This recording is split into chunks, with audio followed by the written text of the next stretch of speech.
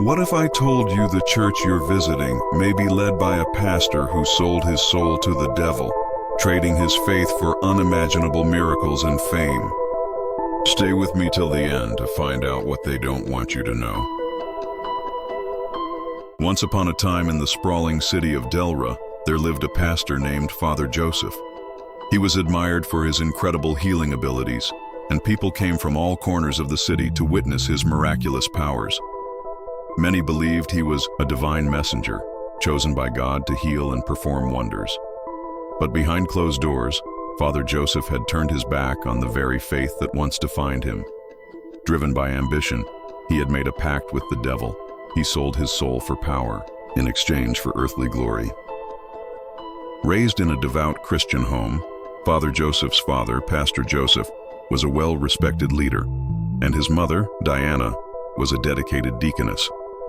Their love for God was unparalleled, and they ensured Father Joseph grew up immersed in church activities. By the time he reached adulthood, Father Joseph was deeply involved in his church, preaching and leading the congregation with passion. His sermons were well received, and his future in the church seemed set. Father Joseph knew he was meant to follow in his father's footsteps, and at 22, he made the decision to become a pastor. His father, proud of his son's calling, gave him his full blessing. Father Joseph's path seemed clear, but little did he know that this calling would soon take him down a path of greed and temptation that would change his life forever. At the age of 22, Father Joseph's ambition reached a new height. He had learned much under his father's guidance, but he felt a stirring desire to spread the gospel on his own terms. He dreamed of starting a church that would rival the city's largest congregations. After discussing the idea with his father, Pastor Joseph gave him his blessing, though with a heavy heart. Father Joseph moved to Delra, a bustling city full of opportunities. But upon arrival, he quickly realized that his dream would not come easy. As he searched for a place to stay, he found every hotel in town booked, as the city was crowded with people attending a massive church revival hosted by the renowned Pastor Calden. This only deepened Father Joseph's frustration. Calden, who had only arrived in Delra a few years earlier, had already amassed a huge following through his miraculous healings and prophecies. Father Joseph, disheartened, wandered the streets of Delra in search of somewhere to rest. That was when James, a local driver, offered him a place to stay. James listened to Father Joseph's struggles and, out of kindness, took him in. The two quickly became friends, but little did Father Joseph know this would be the start of his descent into temptation. The following day, as James showed Father Joseph around the city, they spoke more about Pastor Calden. James explained that Calden's church had grown exponentially, with people traveling from far and wide to witness his miracles. As James spoke, Father Joseph felt a mix of awe and envy. He couldn't understand how Calden, who seemed to preach so briefly, could have such a massive congregation. People didn't seem to care about the deeper message of salvation. They only sought the miracles that Pastor Calden could perform. This realization struck a nerve with Father Joseph. He had spent years preaching the gospel with sincerity, yet his church was struggling to grow and his ministry was not flourishing. He felt like his hard work and dedication were not enough. Meanwhile, Pastor Calden's seemingly effortless success was rooted in supernatural signs that Father Joseph couldn't help but covet. As Father Joseph walked the streets of Delra, he became consumed with the idea of performing miracles, wondering if that was the key to success. His internal struggle grew stronger as he compared his own path with Calden's. Could he find the same success, or would he forever remain in the shadow of Pastor Calden? One evening, while reflecting on his struggles, Father Joseph ran into James again. This time, James had an intriguing suggestion. He spoke of a mysterious man named Elder Varick, a figure who was said to possess secret knowledge of the spiritual realm. According to James, Varick had helped other pastors unlock the power to heal, give prophecies, and perform miracles. All of this could be within Father Joseph's grasp if he were willing to seek Varick's guidance.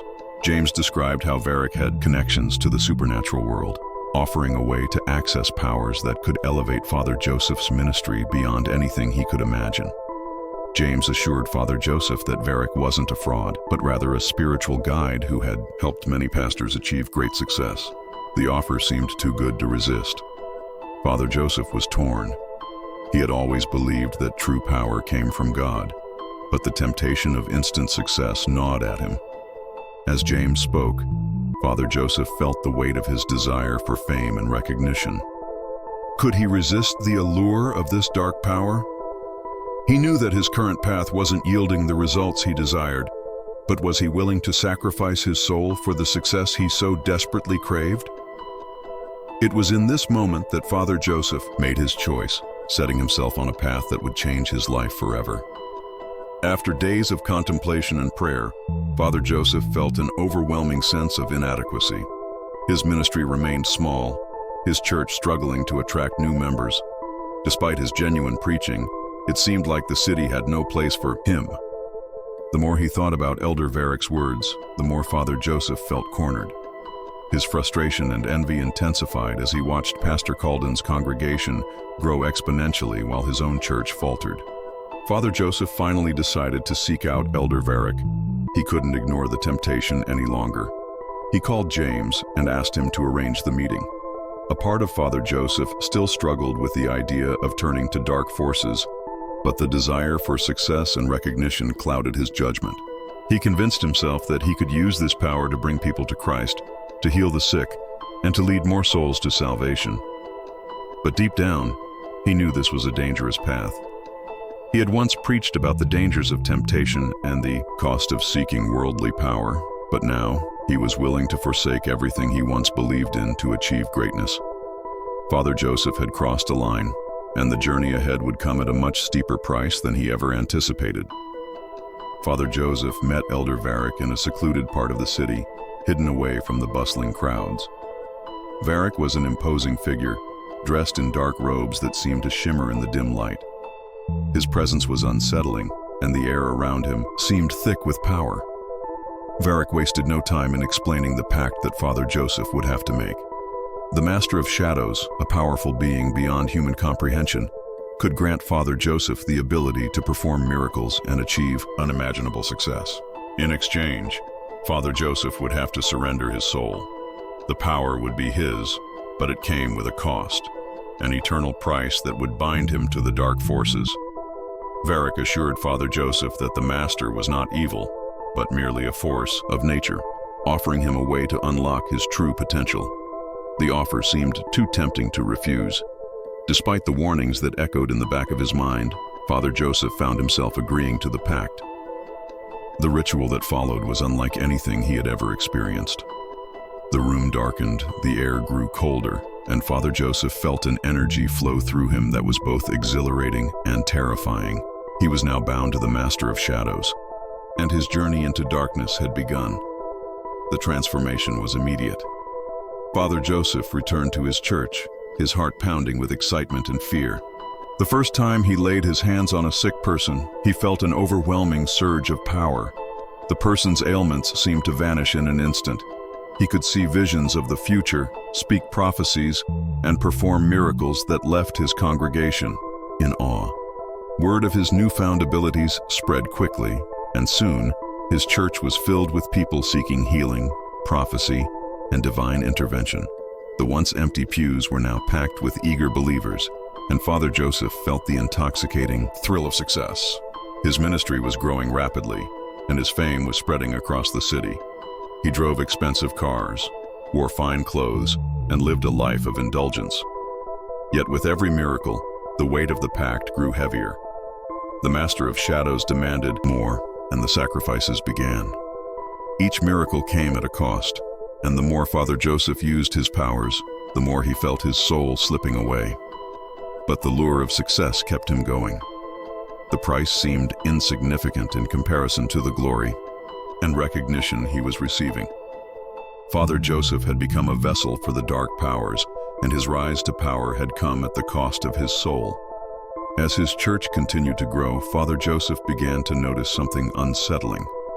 The more he performed miracles, the more the people around him seemed to change. They became devoted to him, worshiping him as if he were a god. He had become the center of their world, and they believed in him completely. But the Master of Shadows had warned him that every power came with a price. The first sacrifice came unexpectedly. A faithful member of Father Joseph's congregation, Clara, had been chosen by the Master of Shadows to fulfill the pact. Clara had been a devout Christian, dedicated to serving the church. But as the days passed, she began to fall ill. At first it was subtle, a headache, a feeling of weakness. But as the days passed, her condition worsened. Doctors could find nothing physically wrong with her, but her health continued to decline.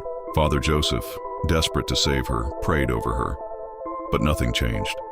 The more he prayed, the more he felt the Master's presence looming over him, reminding him of the price he had to pay. He tried to convince himself that he could save, that he could somehow break free from the pact. But deep down, he knew that the Master had already chosen her. Clara was to be the next sacrifice. One night, as she lay in a feverish state, Father Joseph placed his hand on her forehead, feeling a coldness spread through her. It was the Master's will. As the life drained from Clara's body, Father Joseph couldn't help but feel a deep sorrow, but he also knew that the price had been paid. The darkness had claimed another soul. Father Joseph's church continued to expand at an exponential rate. The once small congregation was now overflowing, with people from all over Delra and beyond coming to witness his powerful miracles. His fame spread far and wide, and Father Joseph became a household name, revered as a man chosen by God. But beneath the surface, Father Joseph began to feel a growing unease. Each time he performed a miracle, the Master of Shadows demanded a greater price. Clara's death was the first sacrifice, but it was only the beginning. As the weeks went by, Father Joseph found himself plagued by strange dreams and unsettling visions. The Master of Shadows would appear to him in his dreams, reminding him of the pact he had made, urging him to continue fulfilling his end of the bargain. The more miracles Father Joseph performed, the more souls he felt slipping away from him. Despite his growing fear, the allure of power kept him going. His church grew larger and his wealth multiplied. Yet no matter how much success he achieved, a hollow emptiness gnawed at him. He began to wonder if it was all worth it. Was it worth sacrificing his soul for fame and fortune? But every time he questioned himself, the Master's influence would push him further down the path of darkness. One Sunday morning, a new member, named Grace, entered Father Joseph's church. Grace was a woman of deep faith, known for her dedication to prayer and service. She had heard of Father Joseph's miraculous powers and was curious to see for herself if he was truly a man of God. Grace quickly became an active member, joining multiple ministries in the church, serving with humility and grace. Unlike the other members who were drawn to the miracles, Grace sought only spiritual growth. Father Joseph took notice of her devotion and admired her genuine faith. She reminded him of the early days of his own ministry, when he had preached with sincerity and devotion. In time, Father Joseph appointed Grace as a deaconess, impressed by her dedication and service. But as the months passed, Father Joseph began to feel a strange sense of dread whenever he looked at her. He couldn't shake the feeling that Grace was different, too pure, too untainted by the darkness that now consumed him. He found himself torn between his admiration for her faith and the growing pressure of the Master's demands. As the end of the month approached, Father Joseph feared that Grace would be the next sacrifice, just like Clara. He couldn't bear the thought of losing someone so faithful, but the Master's grip on him was tightening. He had no choice. Darkness was swallowing him whole, and there was nothing he could do to stop it. The inevitable happened. One evening, as Grace prepared for her duties at church, she began to feel ill. At first it was subtle, a headache, a feeling of weakness. But as the days passed, her condition worsened. Doctors could find nothing physically wrong with her, but her health continued to decline. Father Joseph, desperate to save her, prayed over her, but nothing changed. The more he prayed, the more he felt the Master's presence looming over him, reminding him of the price he had to pay. He tried to convince himself that he could save her, that he could somehow break free from the pact. But deep down, he knew that the Master had already chosen her. Grace was to be the next sacrifice. One night, as she lay in a feverish state, Father Joseph was visited by the Master in a dream. The dark figure spoke in a voice that sent chills down Father Joseph's spine. "She is the next one. You have no choice." When Father Joseph woke up, his heart sank. He had failed her. The sacrifice had been chosen. In the dead of night, as Grace slept, Father Joseph placed his hand on her forehead, feeling a coldness spread through her. It was the Master's will.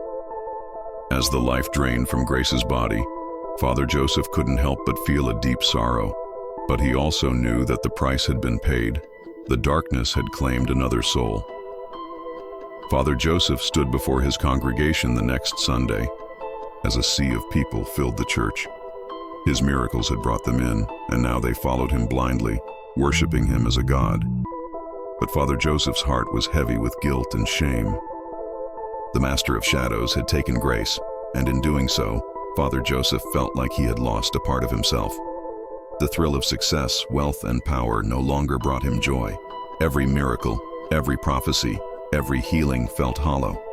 He had gained everything he ever wanted, but at what cost? The people adored him, but in the quiet of his soul, Father Joseph could no longer deny the price he had paid. He had sold his soul for earthly glory, and now there was no escape. The Master of Shadows had him in his grip, and the more Father Joseph tried to break free, the tighter that grip became. The dark power coursing through his veins was addictive, but it was also a prison. No matter how many miracles he performed, no matter how many souls he saved, Father Joseph knew he would never be free from the darkness he had invited into his life.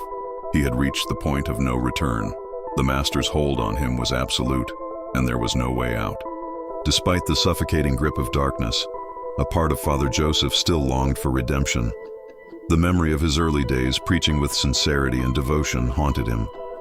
He remembered the joy he felt when he first led people to Christ, when the power of God flowed through him without any desire for fame or fortune.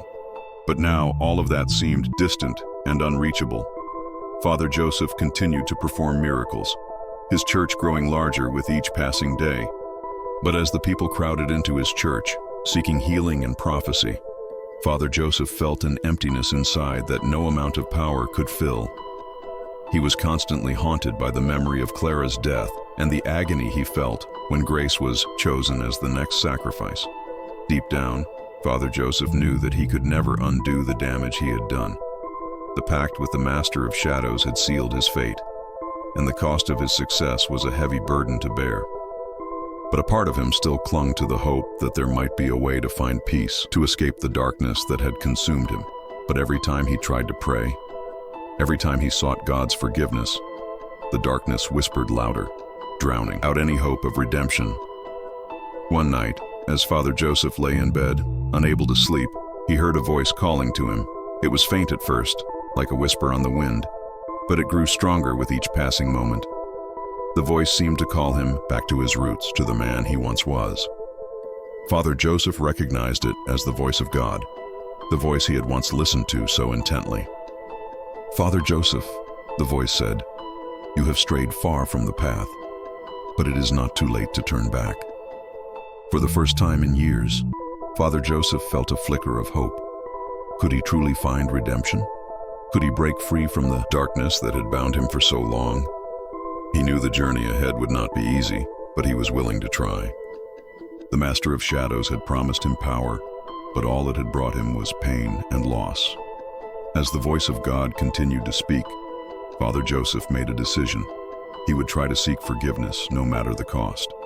He would turn his back on the darkness and find a way to reclaim his soul. The following day, Father Joseph gathered his congregation together. He stood before them, his heart heavy with the burden of his past actions. He knew that the people trusted him, but he could no longer live with the lie. He confessed to them, tearfully admitting that the powers he had used to perform miracles were not from God, but from the Master of Shadows. The congregation was shocked, many of them in disbelief, while others murmured in fear. But Father Joseph spoke from the heart, telling them of the darkness he had invited into his life and how he had sold his soul for power. He begged for their forgiveness, vowing to turn away from the darkness and seek God's grace once more. The Master of Shadows, sensing Father Joseph's attempt to break free, appeared before him in a vision. The dark figure loomed over him, its voice cold and menacing. "You cannot escape. The master whispered, "You are mine now." But Father Joseph, for the first time in years, stood tall. "I am not yours," he declared. "I belong to God." The master howled in fury, but Father Joseph's faith remained unshaken. The darkness recoiled, and for a brief moment, Father Joseph felt a sense of peace wash over him. Though Father Joseph had broken free from the master's grasp, the road to redemption was not without sacrifice. The people in his church forgave him, and he began the long process of rebuilding his ministry, this time based on faith and truth. But the darkness still lingered, a shadow in the back of his mind. Father Joseph knew that he would never be the same. The price of redemption was high, and he would forever carry the scars of his past.